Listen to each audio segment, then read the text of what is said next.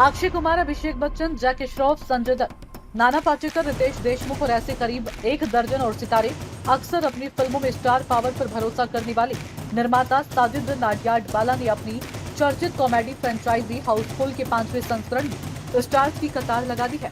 Comedy के साथ साथ इस बार मर्डर मिस्ट्री का छौंका भी लगाया और उस पर रोमांच को दोगुना करने के लिए दो क्लाइमैक्स भी ले आए हैं। लेकिन इन सब के बावजूद वह ये भूल गए कि आज के दौर में असल स्टार कहानी होती है।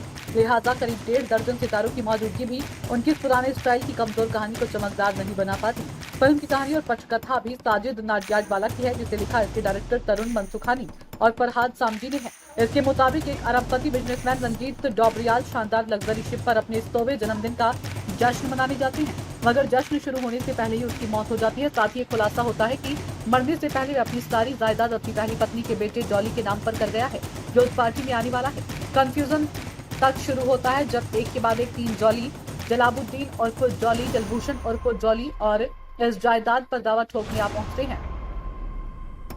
ऐसे में रंजीत की दूसरी पत्नी का बेटा देव असली जॉली का पता लगाने के लिए डॉक्टर से इन तीनों का डीएनए टेस्ट करने को कहता है, लेकिन रिपोर्ट आने से पहले ही डॉक्टर का कत्ल हो जाता है। अब ये तय है कि कातिल उसी शिप पर मौजूद लोगों में से ही कोई एक है, मगर कौन, ये जानने के लिए फिल्म देखनी होगी। हाउसफुल फ्रेंचाइजी अपनी ओवर द टॉप कॉमेडी और किरदारों के घालमेल से उपजे कंफ्यूजन के लिए जानी जाती है। इस बार भी इन एलिमेंट्स के जरिए ही दर्शकों को हंसाने की कोशिश की गई है, लेकिन आज के समय में मेरी बीवी, तेरी गर्लफ्रेंड और एक ही बात को बार बार दोहराने वाले चुटकुले बासी मामूल देते हैं।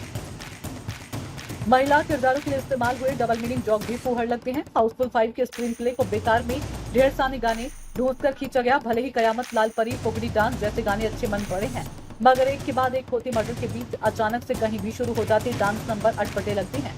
हालांकि एक्टर्स ने अपना काम ठीक ठाक किया। अक्षय कुमार और रितेश देशमुख अपने कॉमिक स्टाइल से हंसाने की कोशिश करते हैं।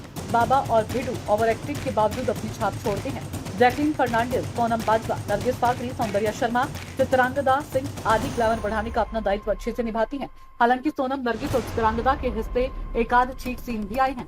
एक्टिंग में सबके गुरु साबित होते हैं नाना पाटेकर। उनकी मौजूदगी सीन को बेहतर बनाती है। बाकी वी मणिकंदन की सिनेमेटोग्राफी अच्छी है। समंदर और क्रूज के भीतर के भव्य दृश्य आकर्षक लगते हैं।